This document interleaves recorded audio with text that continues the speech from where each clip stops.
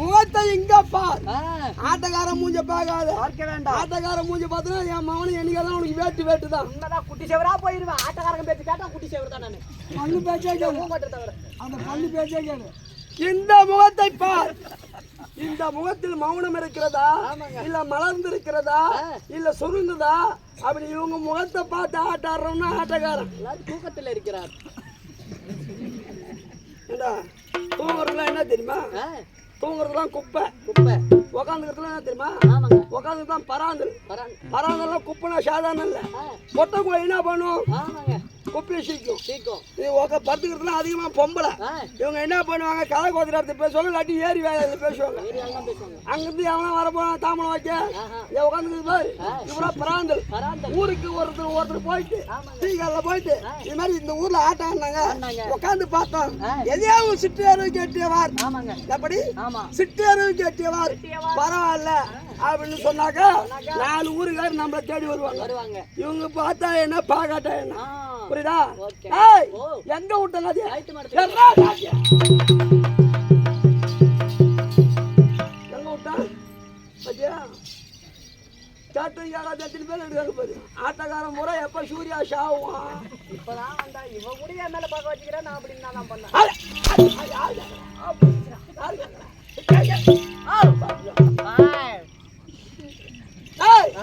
எங்க விட்டுங்க? லைட் மரத்துக்கிட்டா மௌனமா இருக்கும்போது படியளந்து விட்டு வந்தா பார்வதா, நான் காலையில் போகும்போது படியளக்கும் போகும்போது மலர்ந்த முகமானது இப்போ வாடி வதங்கி இருக்கக்கூடிய காரணம் என்ன அப்படின்னு கேட்கும் போது மறுமுறையும் மௌனமா இருந்தால் என்ன நடந்தது சமாச்சாரம் அப்படின்னு கேட்கும் போது, சுவாமி நீங்க எங்க போனீங்க? நான் படியளக்க போனேன். அத்தனை ஜீவபேதங்களுக்கும் படி அளந்து விட்டாயா அப்படின்னு கேட்கும் போது, அத்தனைக்கு நான் அளந்து விட்டேன். யார் யாருக்கு படி அளந்து என்று கேட்டார். யானை முதல் எறும்பு கடை, கல்லுக்குள் இருக்கும் தேரைக்கும் கருவுக்குள் இருக்கும் சிசுவுக்கும் அத்தனைக்கும் படி அளந்து விட்டேன். யாருக்கும் குறைபாடு என்பது கிடையாது அப்படின்னு பரமக்கடவு உரைக்க, இந்த சிமிழ் இருக்கிறதே, இந்த சிமிழுக்குள் இருக்கும் சித்த எறும்புக்கு படி அளந்தாயா அவள் கேட்கும் போது, அளந்து விட்டேன் என்று உரைக்கும் போது அந்த சிமிழை துறந்து பார்த்ததும் அப்படி சிமிலை திறந்து பார்த்ததும் அது உள்ள என்ன இருக்குது? அந்த சித்தர் வாய்க்குள் ஒரு நொய்யும் அருகாமையில் ஒரு நொய்யும் இருந்தது. ஆனால் இன்றைக்கு ஆழ்ந்தபடி அத்தனைக்கும் ஓர் படி நீ இப்படி செய்திருப்பது நான் அறிந்து இந்த சித்தரம்புக்கு ஈர்ப்படி அளந்திருக்கிறேன் அப்படின்னு உழைத்ததும் அந்த சிமிலைக்கு விட்டு சுவாமி என்னை மன்னித்து விடுங்கள், நான் 4 வார்த்தை கேட்டது தவறுதான் அப்படின்னு சொல்லும் போது, யாரை நம்பலாம் நம்பாத போகலாம். பெத்த பிள்ளைய தாய் நம்ப வேண்டும். அப்படி பெத்த பிள்ளையை தாய் தந்தை நம்ப வேண்டும். 1000 பேர் 1000 என் முள்ள அப்படி செய்யாதா அப்படின்னு அந்த நம்பிக்கை இருக்கணும். பெத்த பிள்ளை ஒரு தாய் தந்தைக்கு ஃபர்ஸ்ட் நம்பிக்கை கொடுக்கணும். என் ஊருக்காரனை கொடுக்க தேவையில்ல. 2வது கட்டின மனைவி கணவனை நம்பணும், கணவன் மனைவியை நம்பணும். இப்படி ஆட்டு வந்துடுறோம். யாரும் பூட்டு போட்டு சீலு போட்டு வர நம்ம வீட்டுக்கு. அப்படியா? அவ எப்படி இருக்கிறா ஏழா இருக்கிறான்னு யாருக்கு தெரியும்? அவளை நம்பிதான் விட்டுட்டு வரோம். நல்லா இருக்காளா நாசமா போறாளா இல்ல நீ ஒண்ணு மாரி ஊருக்கு நீ லவ் பண்றிய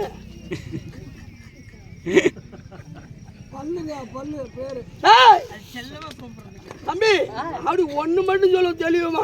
நீங்க வந்து காத்து வராயன் எனக்கு தெரியும். ஒண்ணு மட்டும் சொல்லுவோம். 1/2 மணி நேரம் 1 மணி நேரம் ஒரு ஊர்ல ஆடுறனாக்கா ஆட்டக்காரனை பார்த்து லவ் பண்றேன்னா உச்சிமையா இருக்க மாட்டான். அதெல்லாம் உண்மை. அப்படி இருக்க தம்பி அப்போது எப்போது நம்பிக்கை இல்லாம இருந்தாயோ உனக்கு இடவாகத்தில் இடம் கிடையாது. வாண்டு ஆண்டு காலம் 3 வருஷத்தை கம்மாளத்தில் சென்று காமாட்சியாக தபம் இருக்க வேண்டும். காமாட்சி என்ன ஊர்ல அங்கதாங்க. ஏங்க நீங்க சொன்னீங்களே காஞ்சிமா நகரிலே நகரிலே கம்பா நதி ஓரத்திலே ஓரத்திலே நீ தபம் இருக்க வேண்டும் அப்படி உரைக்கும் போது சாமி நான் தெய்வமா இருந்தாலும் ஒரு பெண் பிள்ளையாச்சு எனக்கு காவல் யார் இருப்பார் அப்படி கேட்கும் போது விநாயகர் சென்றா சரி வராது, வேலவன் சென்றா சரி வராது, ஐயனாரப்பன் சென்றா சரி வராது, வீரப்பத்தன் சென்றா சரி வராது. அப்படி என்று பார்த்தார் பரமக்கடவுள் ஒரு விண்ணத்தை பிடித்து என்னை உருவாக்கி உனக்கு காவலுக்கு இந்த பிள்ளை வருவான். இந்த பிள்ளை பேரோ காத்தான். எப்படி காத்தான் என் பல்வரிசையோ முத்து போல் இருப்பதனால் காத்த முத்து. என் மேனியில் அல்ல திருநீரோ பட்ட பட்டையா இருப்பதனால் காத்த முத்தாயிர். அப்படி என்று நாமஜெய வைத்து அல்லவா என் தாயான காமாட்சி அம்மனுக்கு மகமாரி அம்மனுக்கு காவலுக்கு சென்றார். அங்க சென்று அந்த அம்மன் மணலை குவித்து கம்பாநாதி ஓரத்திலே தவம் இருக்க அந்த தவத்துக்கு நாம் மலரும் ஜலமும் காலை மாலை தவறாமல் வேலை தவறாமல் கொண்டு போய் குடிக்க ஒரு தினத்தில் அங்க நடந்தது. கையில கன்னிமார்கள் வந்தார் என்று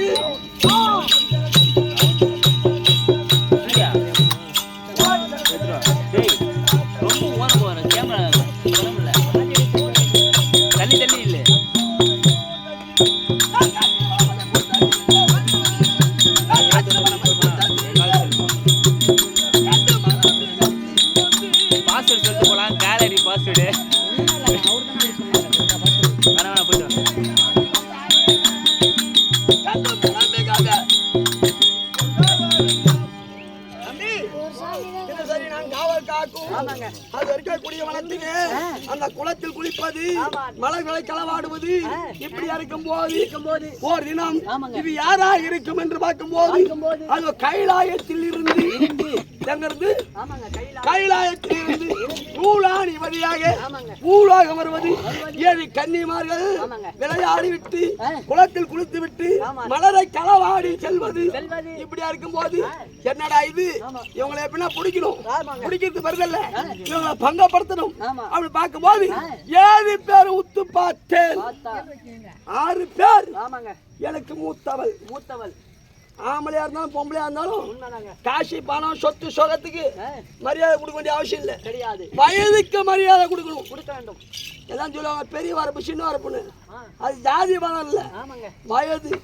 பெரிய வயது சின்ன வயது அந்த வயதுக்கு மட்டும் மரியாதை கொடுத்தால் நீ எங்க போனாலும் போஷிக்கலாம். நீ ஜாதி மதம் வேதம் ஆம்பளை பொம்பளை அவன் பார்க்க தேவையில்ல. அப்போது பார்த்தால் எனக்கு மூத்தவள் 6 கன்னிமார்கள், ஒருவள் மட்டும் என் வயதுக்கு சின்னவளாயிருந்தாள். அது யார்? அவளை என்ன செய்தேன்? அதோ கன்னிமார்கள் வந்தார் என்று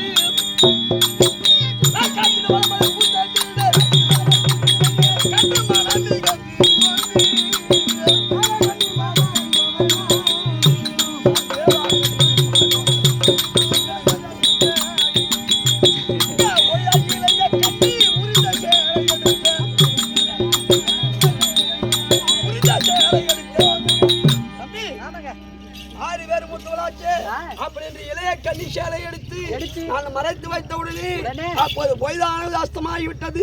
அஸ்தமான உடனே சாந்திர வேலை பொய்து போய்விட்டது. கைலை மலை சென்று பரமனுக்கு பூஜைக்கு மலரும் ஜலமும் கொடுக்காவிட்டால் சாபத்துக்கு ஆளாகி விடுவோம் அப்படி என்று பார்க்கும் போது ஒரு கண்ணி வெளியே வரவில்லை. ஏனென்றால் அவள் சேலை அல்லவா நிறுத்து மறுத்தேன். அப்போது பார்த்தார் மீது 6 கன்னிமார்கள் நேராக கைலாயம் சென்று கண்டையே நாங்கள் 7 பேரும் பூலோகம் சென்றோம், குளத்தில் குளித்தோம், நீராடினோம், மலரை பறித்தோம். ஆனால் குளிக்கும் போது இளைய கன்னி சேலையை ஒரு மானிடன் எடுத்து விட்டான் என்று உரைக்க அதனால் அபிமானம் போய்விடும் என்று அதோ இளைய கன்னியானவள் அதோ ஜலத்திலே அது இருக்கக்கூடிய கல்லா சமைந்து விட்டால் அப்படி என்று உரைக்க பரமன் ஞானத்தால் அறிந்து நம்ம படைப்பில் வந்த காத்து வராயன் அல்லவா இது போல் செய்தால் காத்து முத்தல்லவா செய்தால் நம்ம தந்தைக்கு வந்த பிள்ளைகள் 7 கன்னிமார்கள் என்று தெரிந்தும் தான் என்று அகத்தோடு செய்தானே அப்படி என்று பரமனுக்கோ கோபம் வந்து பறையா மறையா கைவில் சரியா உரையாய்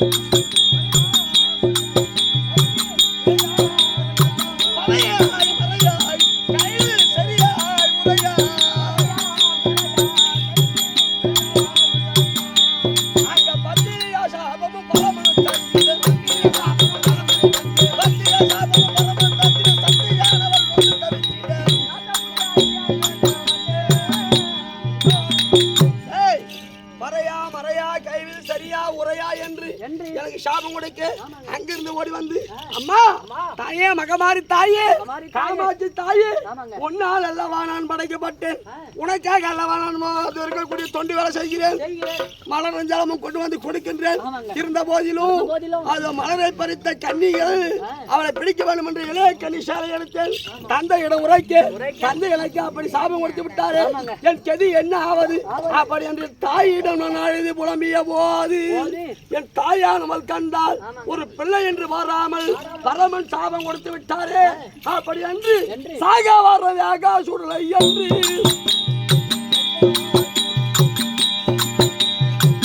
அந்த சத்தியான உத்தமி தாயுமே சத்தியான உத்தமி தாயுமே தத்து மனமே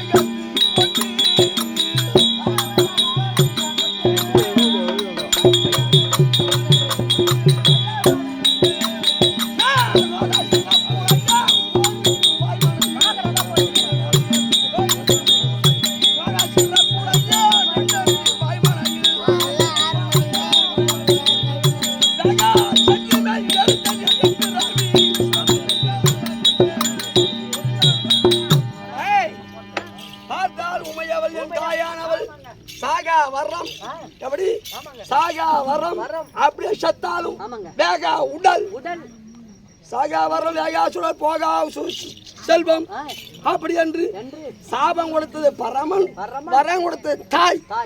அப்படி இருக்க 7 பிறவி எனக்கு வேண்டும் என்று முதல் பிறவியோ எலுமிச்சங்கனியாக எடுத்தேன். அப்படி முதல் அதுக்குதான் இந்த நாடகத்துல எலுமிச்சங்கனி மேல இருந்து காட்டு முத்து போறது.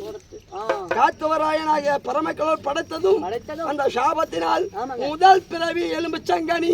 அந்த எலுமிச்சங்கனியாக எடுத்து ஆற்றிலே அடித்துக் கொண்டு வரும்போது ஒரு பாப்பாத்தியானவள் குளக்கரைக்கு வந்தால், ஆற்றுக்கு ஜலம் விட்டு வந்தால் அந்த ஜலத்தினால் மூலதும் அந்த கரியை உண்டால் பாப்பாத்தி வயிற்றில் பிறந்தேன்.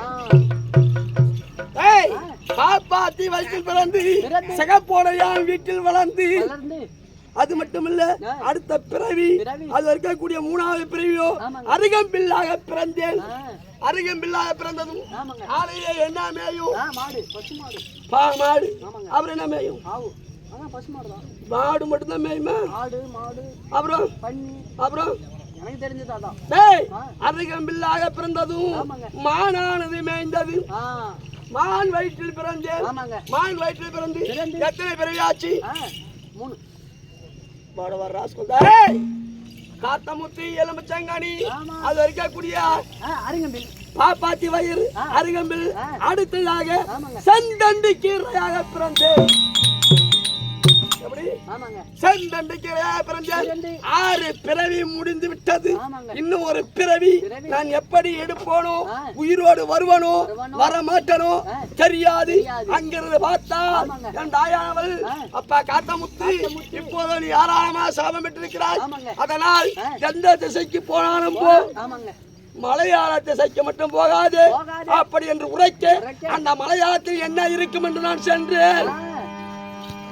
சென்றவுடனே அந்த உருவத்தோடு செல்லவில்லை, காத்தமுத்து சோகியாக உருவெடுத்து நான் மலையாள கொள்ளையிட்டேன்.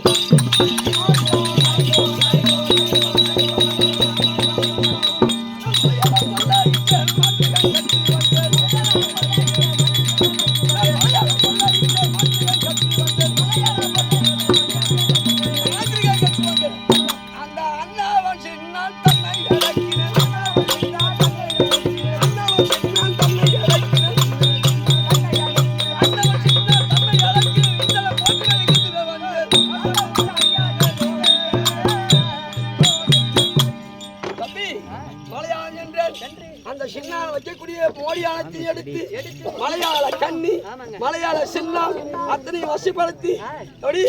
வசப்படுத்தி என்னுடன் மலையாள சின்னான கூட்டு வந்த அவன் என்ன நீ அங்க இருக்கிற பெரிசவல்ல சொந்த ஊரு ஆலூர்.